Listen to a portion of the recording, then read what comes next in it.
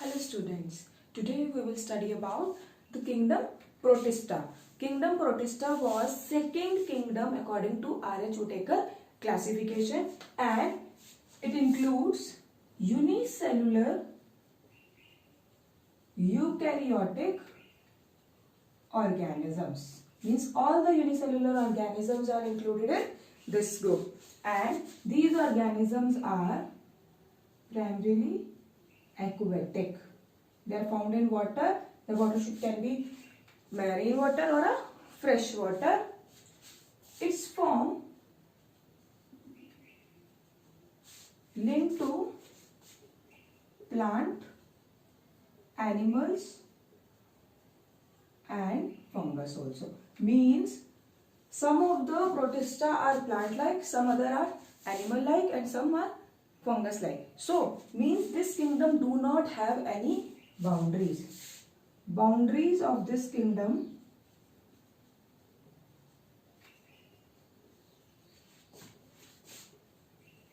are not defined. हम ये नहीं कह सकते कि इस किंगडम में किस तरह के ऑर्गेनिज्म आएंगे, वो प्लांट लाइक है, एनिमल लाइक है, या फिर फंगस मीन्स ऑटोट्रॉपिक है, हेटेरोट्रॉपिक है या डिकम्पोजर्स है. बस हमें क्या चेक करना है कि कोई भी ऑर्गेनिज्म अगर यूनिसेलुलर है तो वो कौन से किंगडम में आएगा, किंगडम प्रोटिस्टा में. एनसीईआरटी के अकॉर्डिंग अगर देखें हम तो it includes chrysophytes, dinoflagellates,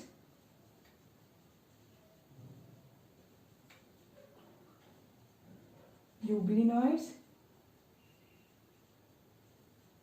slime molds and protozoa. We will also divide these in these 5 categories, but we will have some pattern of classification. In NCERT only these divisions are given directly, but हम इनको एक तरीके से classify करेंगे कि different categories में किस तरह से आ रहे हैं. So classification of Protista. We will classify the Protista into 4 different categories. First is phototropic. Autotrophs means those who can prepare their own food.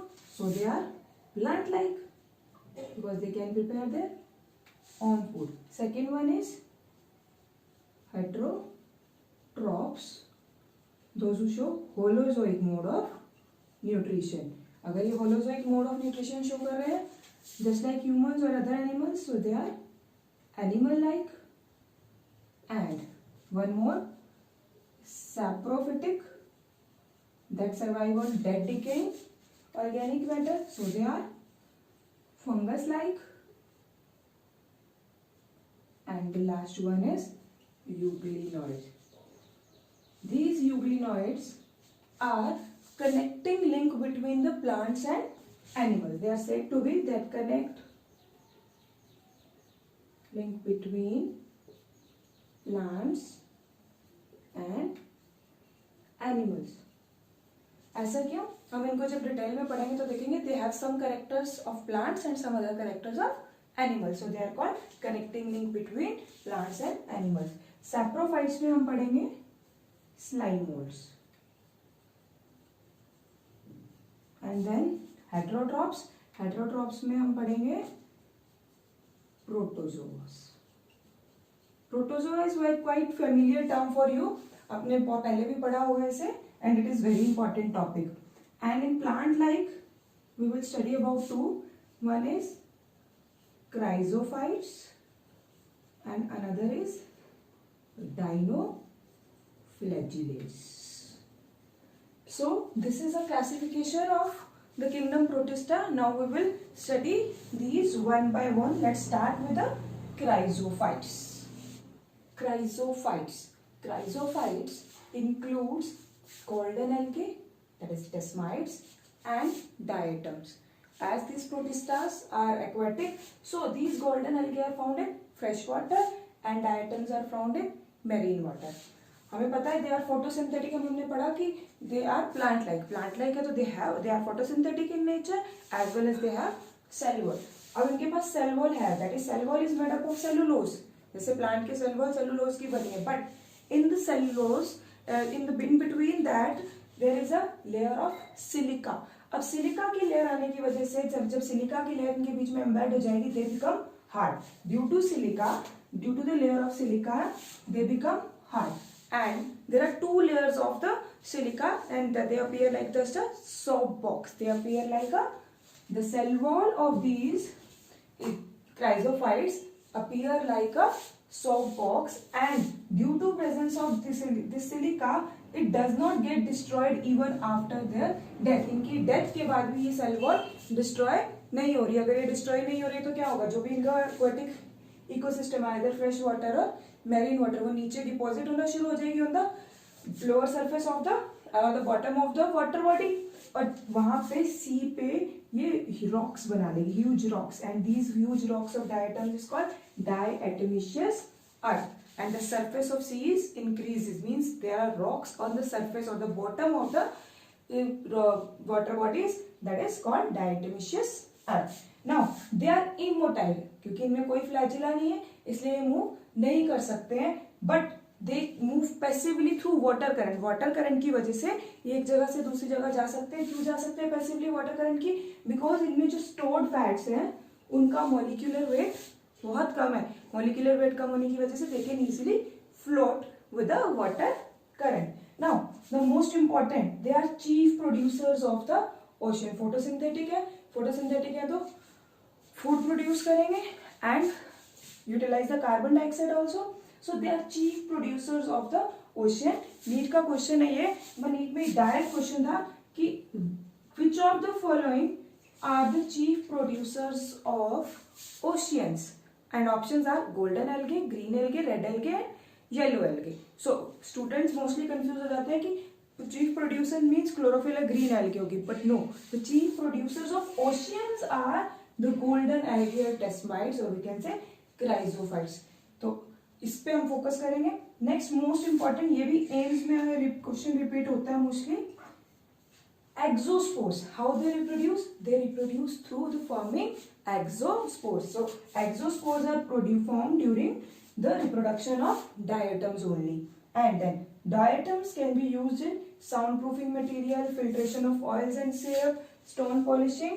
Why so? इन तीन पर्पस में हम इनको यूज करें, soundproofing, filtration of oil and stone, because their cell wall is made up of silica and that silica helps in these uses, and they are act as an heat insulator. ये heat insulator का काम क्यों कर सकते हैं, because they are bad conductor of heat, so they are used as an heat insulators. Now move to the dinoflagellates. Dinoflagellates, mainly marine, they are found in a marine water, they are found on the surface of water. They are photosynthetic. They appear yellow, green, red, blue due to the presence of different pigments in them. They appear in different colors because of the different pigments present in them. As the name suggests, dinoflagellates, they have two flagellas. They move with the help of flagella, and one longitudinal flagella and one transverse flagella, and the transverse flagella is present in the furrow between the wall plates. So wall plates के बीच में furrow है, उनमें से transverse flagella produce होगा। Cell wall made up of cellulose, क्योंकि वो photosynthetic है, plant like है, तो सेलुलोज की बनी होगी। The most important point is mesokaryotic nucleus. Mesokaryotic nucleus के बारे में पढ़ते हैं, ये क्या है? हमें पता है कि यूकैरियोटिक सेल होंगे तो उनमें डीएनए कैसा होगा, न्यूक्लियस में क्या होगा? न्यूक्लियस में chromosomes are present and DNA is bound over a histone protein, जिसकी वजह से वो क्रोमोसोम की फॉर्मेशन हो रही है। बट यहाँ पे हिस्टोन प्रोटीन्स एब्सेंट हो गए due to presence of absence of histone protein absent हो गए, जिसकी वजह से जो न्यूक्लियस की अपीयरेंस होगी वो कैसी हो जाएगी? Mesokaryotic type. Now store food is starch. They store food in the form of starch. Shows bioluminescence. तो ये bioluminescence क्या है? They emit light. Most of the dinoflagellates emits light, and then gynocolex, this is one of the dinoflagellates, spreads on the surface of water by the rapid cell division, बहुत ज़्यादा fastly divide करता है. Red colour का ये हमारा dinoflagellate है, इतनी fastly divide करता है और पूरे सी वाटर पे के सरफेस पे स्प्रेड हो जाता है, and then sea appears red and known as red tides, and then it is known as red tides.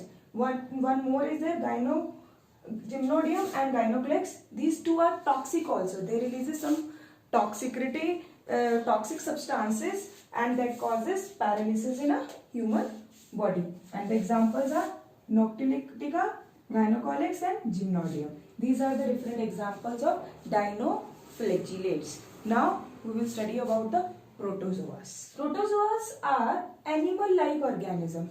Why they are animal-like organism? Because they are heterotrophic. Animal-like unicellular eukaryotic organism. All eukaryotic organisms are included in Protista. ये eukaryotic है, animal like है, फिर हमने इनको animal kingdom में क्यों नहीं पढ़ा? The reason is they are unicellular, और आर.एच. विटेकर के क्लासिफिकेशन के अकॉर्डिंग हमने सभी यूनिसेलुलर ऑर्गेनिजम्स को कहाँ पढ़ना है? किंगडम प्रोटिस्टा में. They are animal like, they are cosmopolitan, means they are found everywhere, and microscopic, बहुत छोटे होते हैं, mostly free living और parasitic in nature. They are considered as immortal organism. Immortal means अमर, जिनकी कभी डेथ नहीं होगी, मतलब इनमें कभी भी नेचुरल डेथ नहीं हो सकती बिकॉज ऑफ नो डिफरेंशिएशन. इसका बात का क्या मीनिंग है? Suppose as they are made up of one cell, ये वन सेल है, it may be any protozoa, इसमें न्यूक्लियस है और साइटोप्लाज्म.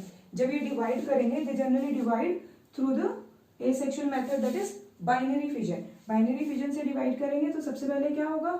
इसका न्यूक्लियस डिवाइड हो जाएगा टू में, karyokinesis, and then cytokinesis, and ultimately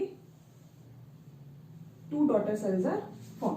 तो जो पेरेंट ऑर्गेनिज्म था, ये हमारा पेरेंट था, ये जो पेरेंट ऑर्गेनिज्म था उसने तो अपनी आइडेंटिटी रही ही नहीं ना, क्योंकि वो converts to daughter cell. Parent वहां में मिला ही, तो इसकी कभी भी डेथ नहीं हो सकती क्योंकि कोई डिफरेंशिएशन की प्रोसेस नहीं हुई. It simply divides into two, तो that's why they never undergo natural death. तो हम क्या कहते हैं? Immortal organism. All the protozoas are immortal. Now classification of these protozoas are further classified into 4 categories on the basis of the locomotory organ present in them, कि वो किस तरह से मूव कर रहे हैं. First is Mastigophora. Mastigophora, that is flagellated, means they move with the help of flagella. They have 1 or 2 flagella. Then Sarcodina, these move through with the help of pseudopodia. And here ciliated, नाम से पता चल रहा है, they have numerous cilia, and all cilia always work in coordination. What are cilia? These are small hair-like structure present all over the surface of the organism. Unicellular organisms में cilia पूरे surface पे present and coordinately work कर रहे हैं for the movement of that unicellular body. Sporozoans, locomotory organ absent. ये इनके पास locomotory organ नहीं है, तो ये किससे मूव करेंगे? पैसिवली थ्रू एयर और वाटर करंट के थ्रू मूव करते हैं. Now we will discuss about all these 4 protozoas in detail. Classification of protozoa. This flowchart represent the different classes of the protozoa. अभी हमने क्लासीफाई किया था प्रोटोजोआ को as Mastigophora that are having flagella for the movement, and then Sarcodina, they move through pseudopodia. Pseudopodia क्या है? The temporary finger-like projections that helps in movement, means they form only a finger-like projection only during the movement or when they want to capture the food only. Ciliated, छोटे छोटे बहुत सारे सीलियाज हैं through out the body that helps in movement in coordination. सभी सीलियाज एक साथ काम करते हैं. एंड स्पोरोजोन्स, जिनके पास लोकोमोटरी ऑर्गन नहीं है, तो ये पैसिवली मूव करते हैं आइदर थ्रू वाटर और air current. Now let them study one by one. First is mastigophora. Mastigophora की अगर हम बात करते हैं तो they are either free living और parasitic. Parasitic means they causes harm to the host on the body with they are living. Then their body is covered with pellicle. Pellicle is a layer of protein. हमें पता है ये animal like है, तो इनकी outer most membrane क्या होगी? Plasma membrane. They do not have cell wall. तो अब उस प्लाज्मा मेम्ब्रेन के ऊपर एक प्रोटीन की कवरिंग है जिसे हम क्या कह रहे हैं? पेलिकल. और एसेक्सुअल रिप्रोडक्शन के लिए they reproduce by binary fission, और सेक्सुअल रिप्रोडक्शन में यहाँ पे नहीं होती. The method of sexual reproduction is absent. And now the examples. जब हम प्रोटोजोआस पढ़ रहे हैं तो the most important thing is to learn their examples. किस लिए? क्योंकि मोस्टली क्वेश्चन यहाँ पे एग्जाम्पल से आता है. That is first example of the Mastigophora, that is flagellated protozoa, is Trypanosoma gambiens. This Trypanosoma is a protozoa that causes the disease sleeping sickness in human body, and vector for this is tis fly. Tis fly is an insect that carries this disease to the human body, and the most important is they reproduce through longitudinal binary fission. This is a very important question कि give an example of an protozoa that reproduce through longitudinal binary fission. तो उसका example हम क्या देंगे? Trypanosoma. Next example is Leishmania donovani that also causes a disease in human body, that is Kala Azar. Kala Azar disease in human body is caused by the protozoa, that is Leishmania donovani, and the vector for this is sandfly. Sandfly is a vector that carries this disease to human body. Next is Sarcodina, second class. They reproduce, they move through pseudopodia. They are either free living or parasitic. Naked body means यहाँ पे कोई pellicle की layer नहीं है. Sexually binary fission से reproduce करते हैं, sexually इनमें नई रिप्रोडक्शन नहीं होती है. Sexual reproduction is absent. The most important examples are amoeba, amoeba and entamoeba histolytica. तो अमीबा की बात करते हैं. द मोस्ट कॉमन एग्जाम्पल आपने पढ़ा हुआ है ये पहले. And this amoeba has contractile vacuole. ये जो कॉन्ट्रैक्टाइल वैक्यूल है ये किस में हेल्प करता है? Helps in osmo regulation. Then second example is Entamoeba histolytica. This causes a disease amoeboisis in human body. The disease that is related to human digestive system, and it is a type of indigestion that occurs in human body due to the protozoa Entamoeba histolytica. Next, third class is ciliated protozoas. They are free living or parasitic. Body is covered with pellicle. Asexual reproduction either by binary fission, and then sexual reproduction by conjugation. These are very very important because यहाँ पे जो sexual reproduction है वो किससे हो रही है? Conjugation से हो रही है. And the most important example for them is Paramecium. Paramecium में बहुत सारे सीलियाज होते हैं इसकी बॉडी पे, और सभी सीलियाज कोऑर्डिनेशन करके इसकी मूवमेंट में हेल्प करते हैं. Plus Paramecium has two nucleus. दो न्यूक्लियस है इसके पास. One larger one is called mega nucleus and smaller one is called micro nucleus. And mega nucleus involves in somatic functions, all the different activities of that cell. And micronucleus is responsible for reproductive function. Means वो micronucleus जो है reproductive function कैसे कर रहा है? Conjugation से. So this become a very important here. Now sporozoans, no locomotory organ. All are endoparasites or pathogen. Endoparasites means they live inside the body of host, and pathogen causes a fatal diseases also. Thick pellicle, they have a very thick protein layer over them for the protection. And asexually they reproduce through simple binary fission, and for sexual reproduction they have syngamy, that is fusion of gametes. Means ये protozoa simply normal animal जैसे reproduce करते हैं sexually by formation of gametes and fertilization, उस तरह से reproduce कर रहे हैं. That's why they are mostly endoparasitic. इसके examples की बात करते हैं तो इसमें जो example है वो प्लाज्मोडियम. प्लाज्मोडियम की डिफरेंट स्पीशीज है. Plasmodium vivax, plasmodium malariae and the plasmodium falciparum. All these causes different types of malaria. अगर हम प्लाज्मोडियम वाइवेक्स की बात करें तो the most common malaria caused by the plasmodium vivax, and it is digenetic.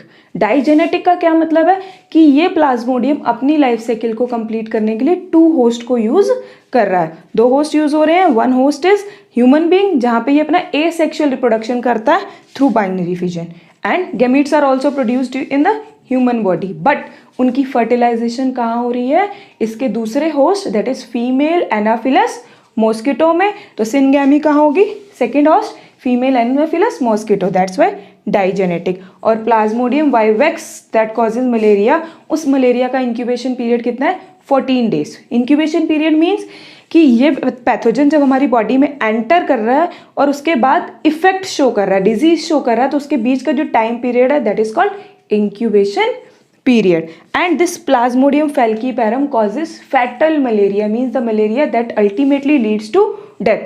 और इसका incubation period है 28 days. So this is all about the different classes of malaria and where the different examples are discussed here. These are very important, and this topic, the protozoans, is very important for CBSE as well as for the competitive exams. Now we will discuss slime molds. Slime molds are fungus like protozoas, but अब हम इनको क्या करें, false fungus, because they are only fungus like, they are not exact fungus. अगर fungus like है तो saprophytic होंगे, for saprophytic हैं तो they are found on dead decaying twigs and leaves, and they do not have cell wall. And during suitable condition, when the conditions are favourable, तो ये क्या बना रहे हैं, ग्रुप्स में इकट्ठे होकर क्या बना देते हैं, Plasmodium. That group is called Plasmodium. और जब फेवरेबल कंडीशंस नहीं है, ड्यूरिंग अनफेवरेबल कंडीशन, वो प्लाज्मोडियम डिफ्रेंशिएट करके क्या बनाता है, फ्रूटिंग बॉडीज। उन फ्रूटिंग बॉडीज पे क्या अपीयर होते हैं, स्पोर्स। और उन स्पोर्स के पास एक्चुअल में क्या होती है, true walls, proper walls are there, जिसकी वजह से वो रेजिस्टेंट कंडीशंस में मिलियंस ऑफ ईयर्स तक, मीन्स वो जो अनफेवरेबल कंडीशंस है जिसमें ये स्लाइम मोल्ड सर्वाइव नहीं कर सकते, उस कंडीशन में मिलियंस ऑफ ईयर्स तक सर्वाइव कर सकते हैं, and they can move from one place to another place through the air current. And the most important is they have a covering of pellicle over their surface as they have no cell wall. cell wall नहीं है इनके पास, but इनकी जो plasma membrane है उसके ऊपर एक protein की कवरिंग है, that protein covering is called pellicle, जिसकी वजह से जो ये क्या अपीयर होते हैं, स्लाइमी अपीयरेंस आता है इनके पास, because of the presence of the pellicle, a protein rich layer over their surface. Now euglenoids, these euglenoids are said to be connecting link between plants and animals. हम इन्हें क्या कह रहे हैं कि ये कनेक्शन है प्लांट्स और एनिमल्स का, means they show some character similar to the plants और कुछ कैरेक्टर्स जो इनमें एनिमल जैसे। See they are photosynthetic in presence of sunlight, अगर सनलाइट अवेलेबल है तो ये फोटोसिंथेटिक है, अपना खाना खुद बनाएंगे, but when not available behaves as heterotrophs, heterotrophs हो जाएंगे। और हेटेरोट्रॉप्स भी कैसे, प्रीडेटर्स, मीन्स जो भी हम इनको स्मॉल ऑर्गेनिज्म अवेलेबल होंगे उनको खाना स्टार्ट कर देंगे। And they are found in free living, as a free living organism means they are never parasitic, and generally found in lakes and ponds, means they are always found in stagnant water, जो water move नहीं कर रहा है, एक ही जगह पे रुका हुआ है। sometimes also found in damp soil, soil में मिलते हैं ये हमें, और brackish water। now what is brackish water? brackish water वो water जहाँ पे rivers और sea का water mix हो रहा है, that is called brackish water। they also have a layer of protein called pellicle, जिसकी वजह से इनकी बॉडी क्या हो जाएगी, flexible हो जाती है। They do not have cell wall, and on the interior end, suppose this is a euglena, this is a body of euglena, on the interior end they have one cavity, here they have one cavity, that cavity is called reservoir, and इस cavity की base से क्या originate होगा, flagella originate होंगे। और ये जो flagella है इसके पास 2 flagellas होते हैं जनरली, उसमें से one is functional flagella and one is non-functional flagella, means here 2 flagella originates, this one is functional that helps in the movement, और जो दूसरे वाला flagella बिल्कुल छोटा सा flagella है वो कोई फंक्शन परफॉर्म नहीं करता। और इस कैविटी के बेस पे यहाँ पे क्या होगा, आई sport, only I sport is present, and they have contractile vacuole, nucleus के साथ साथ न्यूक्लियस होगा यहाँ पे, और यहाँ पे छोटे से कॉन्ट्रैक्टाइल वैक्यूल्स होते हैं। कॉन्ट्रैक्टाइल वैक्यूल किस लिए होते हैं, for osmoregulation. Osmoregulation means to maintain water balance in a body. Now, one more thing, they show mixotropic nutrition. अभी मिक्सोट्रॉपिक न्यूट्रिशन क्या है, क्योंकि न्यूट्रिशन की अगर हम बात करें तो फोटोसिंथेटिक है तो ये ऑटोट्रॉप्स हो गए, बट जब सनलाइट नहीं है तो ये क्या हो रहे हैं, हेटेरोट्रॉप्स। इसीलिए हम इनके और न्यूट्रिशन को क्या कहेंगे, mixotrophic nutrition. And the most common example of euglenoids is Euglena. So with this we complete the kingdom Protista, and in next class we will study about the kingdom Fungi. Thank you.